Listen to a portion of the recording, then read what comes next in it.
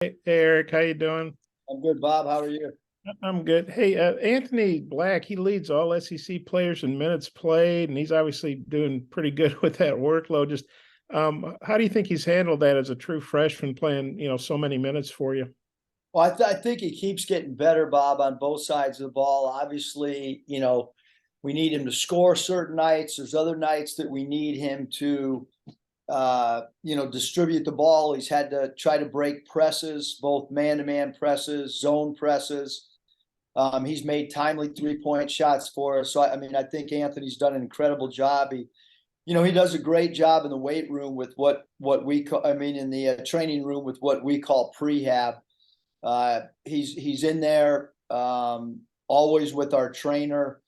And you need that when you play a lot of minutes. You need to get in the training room and try to take care of your body as much as possible.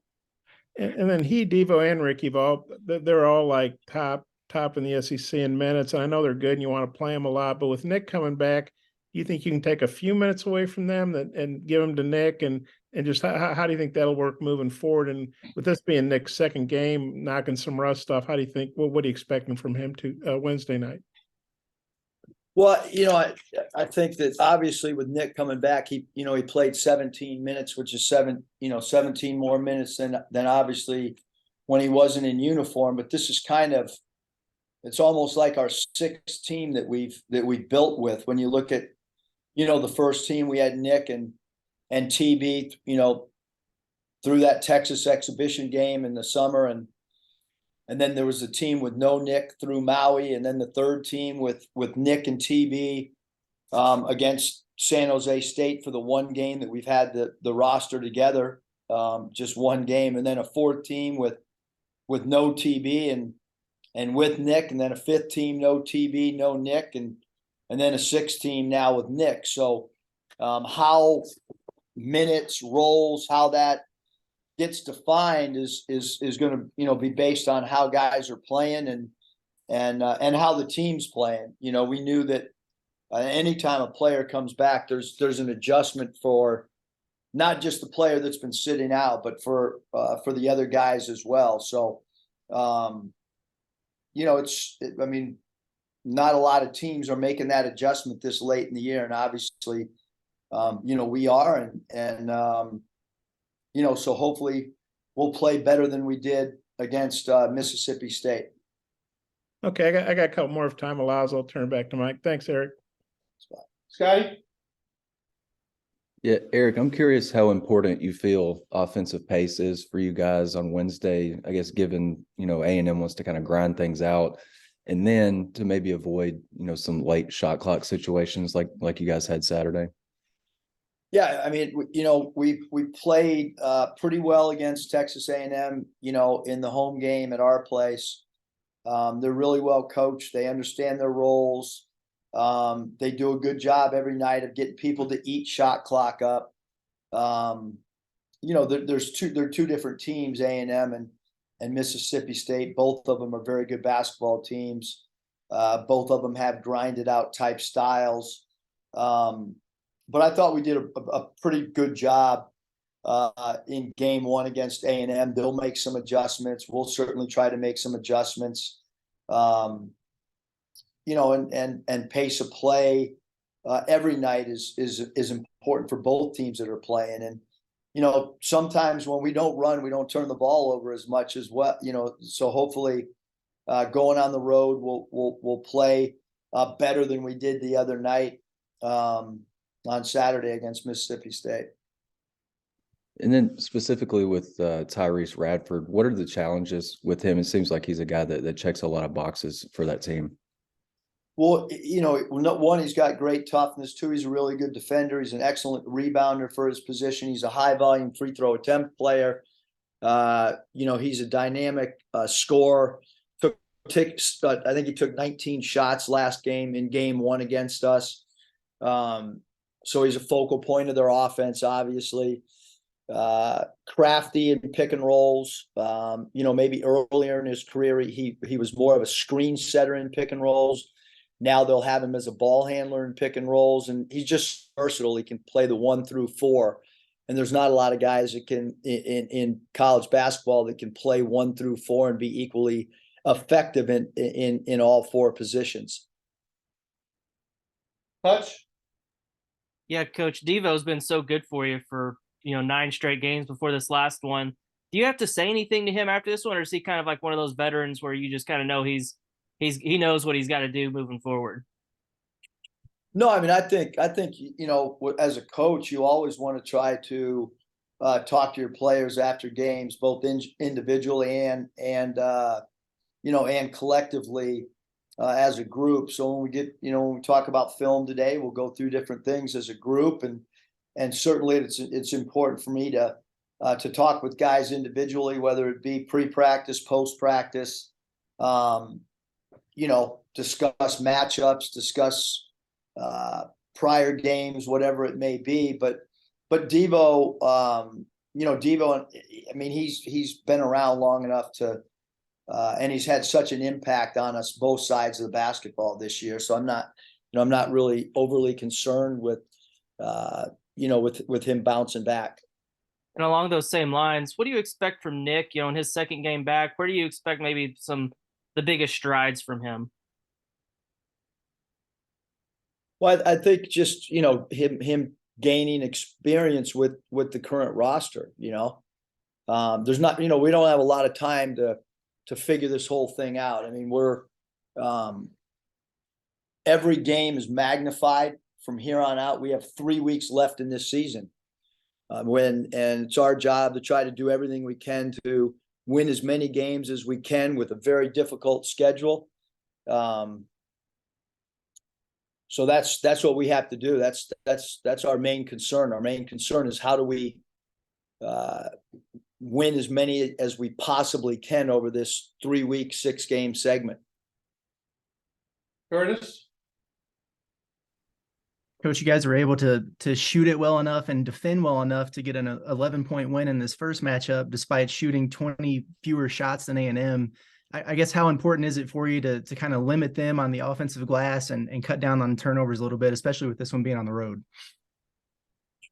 Yeah, I mean, you never want somebody to win the possession game ever, let alone, win the possession game by 20. But we did win, we made some conscious efforts in that last game that made us susceptible to offensive rebounds.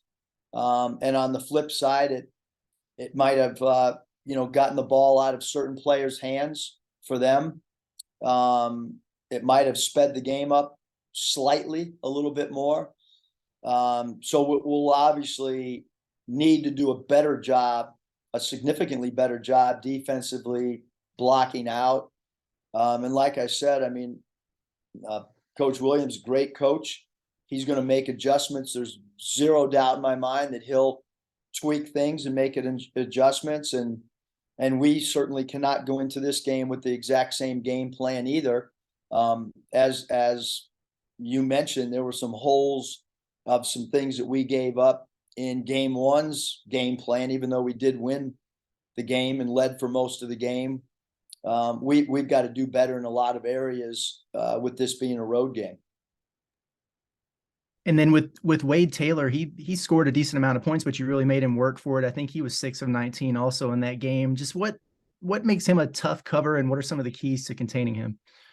Well, I think the thing with Taylor is he's got deep range, he's confident, and then he's got great speed, and he's also got great quickness. He's improved as a ball handler, maybe a little bit more of a 2 shooting guard in the past. Now has evolved into playing the point guard position for him. He's done a great job.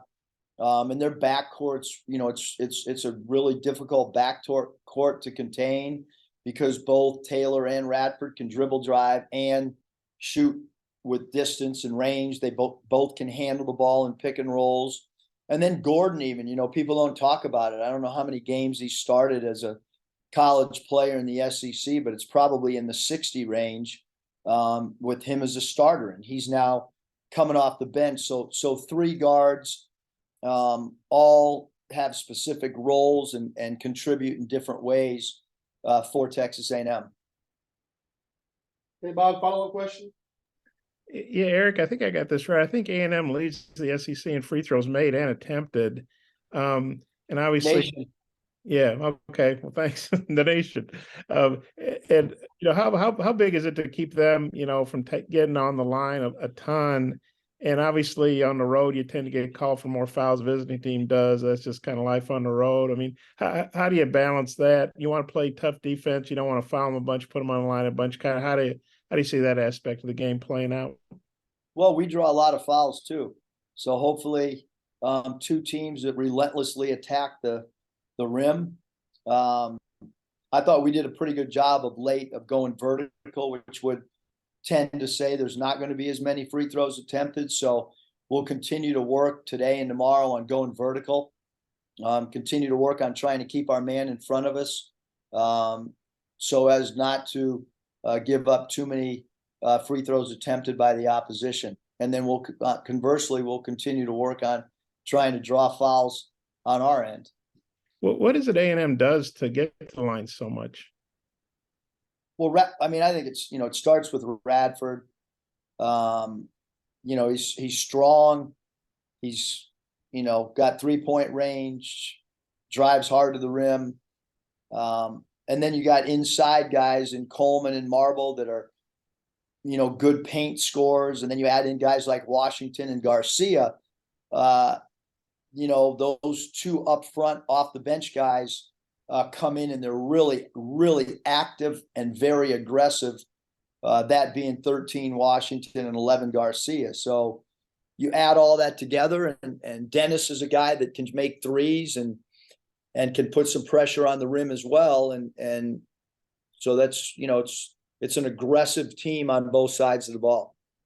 Getting back to Anthony for a minute, it seems like every game we see video of him either getting hit in the abdomen, like in the Super Bowl yesterday or something, or getting slapped in the face. And he's not the biggest guy in the world, kind of wiry, but he seems to just take all this physical punishment and keep coming back. What do you thought about that aspect of his play?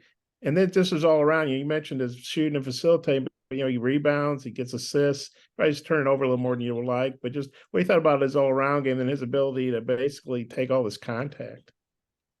Well, maybe that's from his football background of being a wide receiver and being willing to take some tough physical. But he's got a great body. He's got a really strong lower body. But I do think, Bob, you brought up the fact that he's a great. I mean, you look at point guard rebounding.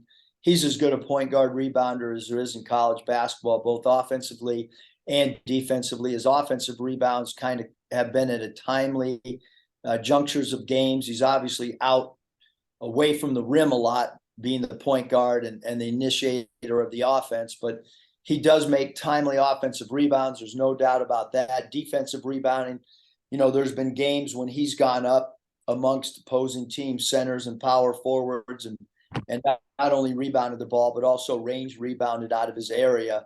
And he's got great court vision when teams try to trap him in pick and roll.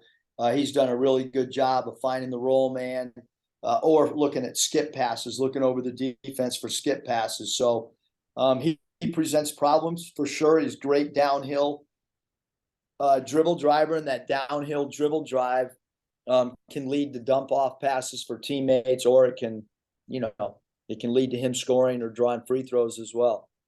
One last question about A&M. That's one of the few you've won it almost everywhere in the league. I think only 3 places you haven't won in just 4 years. And but A&M is one of those places. I know you haven't played there a lot. I think you played there twice. But Mike Anderson had some real good Missouri and Arkansas teams that struggle to win there too. What is it about A&M that makes that a tough road place? Because you really don't think about Reed Arena as this incredible basketball venue, and yet A&M seems to do real well there.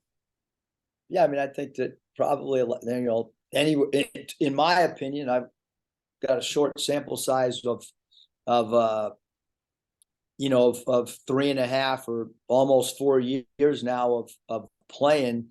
I've only been there twice. So, I mean, that's the interesting thing about playing in a league like the SEC is the regular season is, the conference, it's not a balanced schedule.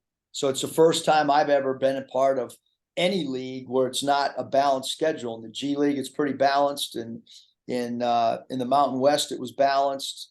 You know, so it's a little bit unique that you don't play everybody twice, and your strength of schedule changes from year to year. Again, I mean, it's finishing up our 4th year, and we've only played there twice. So this will be the 3rd game. But I think anytime you play a well-coached team and then you have to play them on their home floor, it's difficult to win. I can't speak for, you know, the other teams or the other years. I just know that this is a team that has only 2 losses in league.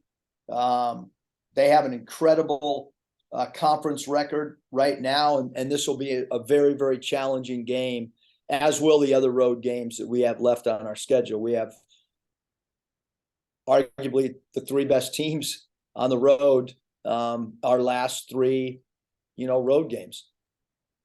Thanks, Coach. Appreciate you. All right, thanks, guys.